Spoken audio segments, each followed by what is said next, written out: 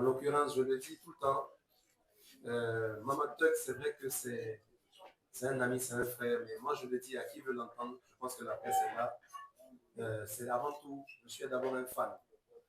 Parce que ce monsieur, quand il monte sur scène, il fait ce que beaucoup de gens dans le style national ne font pas. Il mouille le maillot. Point. Non, mais vous savez, c'est pas balle perdue. Hein. Lui, il ramène des trophées. On est d'accord? Ah, non, on applaudit ça.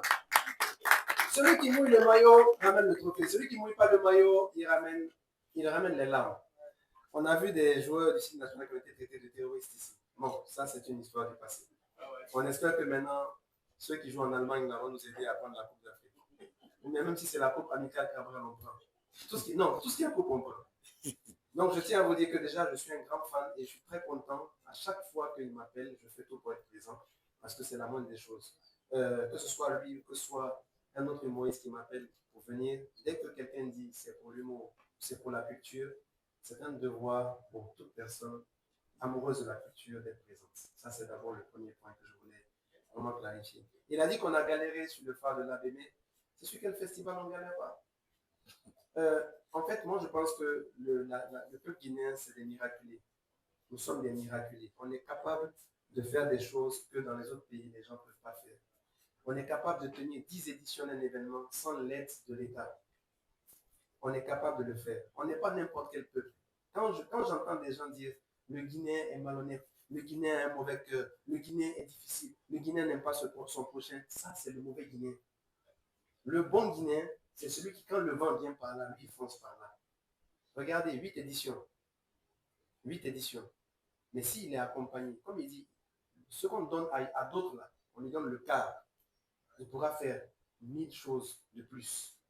Moi, j'ai vu le gars là nourrir une cinquantaine de personnes en 2017 et en 2019. C'est là où j'ai pu aller. Je l'ai vu faire ça. C'est pas quelqu'un qui m'a raconté. La presse, même, certains étaient présents. Il s'est débrouillé, il marchait, il ne s'arrêtait même pas. Il dit, mais toi, tu dois jouer sur scène. Je lui disais tout le temps, laisse l'organisation, occupe-toi de la scène. Parce qu'après, les gens t'attendent en tant que Mamadou Tuck sur scène. Donc, il marche, il est dans l'organisation jusqu'à la dernière minute avant de monter sur scène. Pendant que nous, on est en train de répéter pour nous préparer pour notre image, lui, il est sur le terrain en train de galérer pour le festival. Donc, s'il monte, il peut ne pas être prêt. Il peut prendre des risques sur son image d'artiste. Mais il le fait. C'est pourquoi je dis que je suis un fan. C'est pourquoi je dis que c'est quelqu'un qu'il faut forcément accompagner. Si tu n'as pas d'argent pour l'accompagner, il faut faire comme ce que la presse fait. Viens le pousser au moins, il va avancer.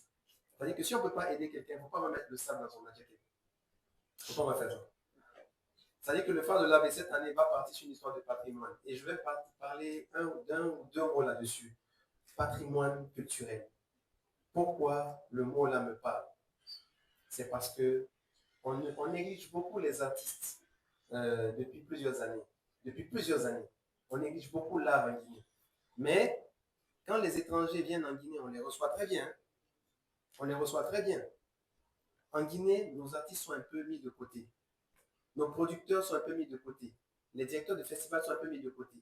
Moi, ce que je demande à l'État, c'est de faire tout pour nous accompagner. Pourquoi? L'État a un devoir.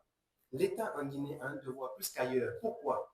Le premier budget national de ce pays a été déposé par des artistes, nom de Dieu. Le premier budget national. Et on connaît ces artistes-là. C'est les ballets africains de Guinée. Donc, rien que pour ça, il faut qu'on se donne, il faut qu'on nous donne un peu de respect. Parce que ce que nous faisons, si c'est apprécié dans d'autres festivals, il a dit, j'ai représenté la Guinée au Marrakech, mais la même année, j'étais au phare de la Guinée. Et vous savez quoi? Dans mon bilan, j'étais plus fier d'avoir représenté mon côté humoristique à l'AB qu'à Marrakech. Parce que pour aller à l'AB, j'ai fait une formation avec des jeunes humoristes. Diallo Kabat était présent. Et honnêtement, c'était touchant de découvrir plein de gens qui avaient envie de réussir dans l'art. Mais je n'ai pas eu ce même sentiment à Marrakech. À Marrakech, c'était répétition, spectacle, répétition, spectacle. Alors que là, j'avais un contact direct avec les jeunes. Et c'était intéressant. Il faut qu'on donne le respect aux artistes, ce qu'ils sont en train de faire en Guinée. Ce n'est pas seulement son festival. Il y a aussi le match du rire. Donc je ne vais pas parler des trucs de musique, hein, je vais parler vraiment de trucs de comédie. Il y a aussi le Conakry. Toutes ces choses-là ne sont pas accompagnées. Ou pas complètement, parce qu'on n'a pas tous les détails. Mais je les vois galérer de la même manière. Il faut qu'on pousse. Si ce qu'on fait est bon, et moi quand je viens dans ce spectacle, je vois les gens rire. Le rire, c'est le seul spectacle où quand tu rates, tu sais. Si tu viens, tu parles pendant 5 minutes, les gens ne rient pas, c'est que tu as raté. Ce n'est pas que les gens n'ont pas compris, c'est toi qui n'as pas su expliquer. Quand c'est un spectacle de slam, on ne peut pas savoir si tu as assuré ou pas. Les gens vont applaudir d'une manière ou d'une autre à la fin pour t'accompagner. Mais le rire, si les gens ne rient pas, c'est que tu as raté. Et je viens voir les festivals de rire, les gens rient du début à la fin. Ça veut dire que c'est bon. Les étrangers, quand ils viennent nous voir ou bien quand ils nous reçoivent chez eux, ils disent qu'on est fort parce qu'on fait rire leur public. Et quand ils viennent chez nous, on fait rire comme eux, ils font rire. Les Guinéens sont respectés ailleurs. Il faut qu'ils soient respectés aussi chez nous. Moi, je tiens à saluer la presse pour le travail qu'ils font sur tous les événements que je vois. Ils sont tout le temps là. C'est le même tête. Quand j'arrive quelque part, même aujourd'hui, j'ai commencé par les saluer. Au cas où, il ne faut pas une photo va être floue à chaque fois que je suis dedans. Donc, d'abord, la presse. Et s'il vous plaît, relayez l'information, parce que sans vous, on n'a pas de poids devant les autorités. Relayez l'information, mais relayez bien. Je n'ai pas parlé mal de quelqu'un. Pardon, il dit qu'il a parlé gentiment, il a fait des bons gestes pour ne pas que ça aille d'une autre manière. Toutes les manières, quand moi je monte sur scène, je me mets en danger. Parce que la première personne qu'on attaque, c'est le capitaine de l'équipe. Donc nous, on ne rigole pas avec ça. Donc si vous venez à l'AB, vous allez voir une autre facette de spectacle.